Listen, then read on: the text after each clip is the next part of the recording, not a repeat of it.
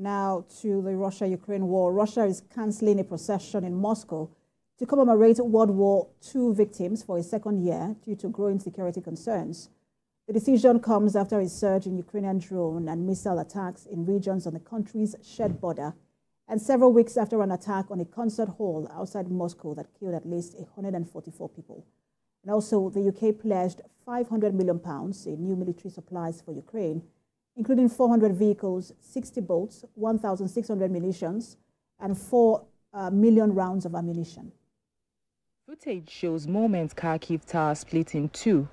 This is the latest of a series of Russian missile attacks on Ukraine's eastern city of Kyiv, which broke a local 245-meter-high TV tower in half, disrupting the television signal.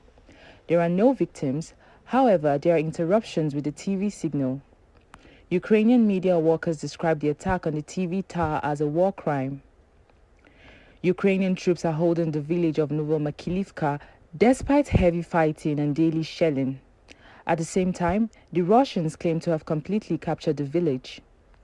In remarks to defense officials, Russian defense minister says Russia had dispelled the myth of the superiority of Western weapons and that its forces had gained the initiative along the 1,000-kilometer battlefront.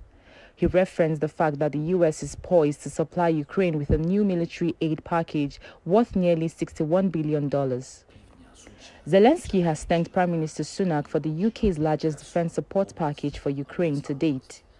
More than 30 fire engines will depart from Kent, carrying over 2,800 pieces of kit, including ladders, boats, and breathing kits.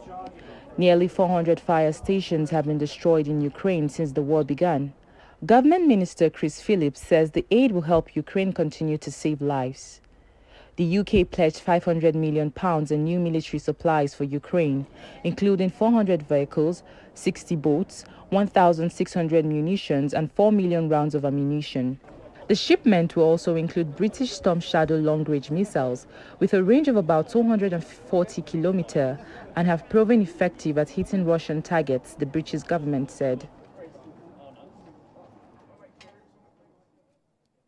British Prime Minister Rishi Sunak spoke with Zelenskyy this morning to confirm the new assistance package, which he plans to announce later today during a visit to Warsaw to meet Polish Prime Minister Donald Tusk and NATO Secretary General Jens Stoltenberg. Also, the United States Senate is set to vote on a major aid package for Ukraine, with its passage all but certain after the House of Representatives approved the assistance with broad bipartisan support. Ukrainian President Volodymyr Zelenskyy says U.S. President Joe Biden promised that Kyiv could expect the assistance to arrive. With Russia having stepped up air attacks on Ukraine's energy infrastructure and cities, EU governments are under pressure to supply more protective systems to Kyiv.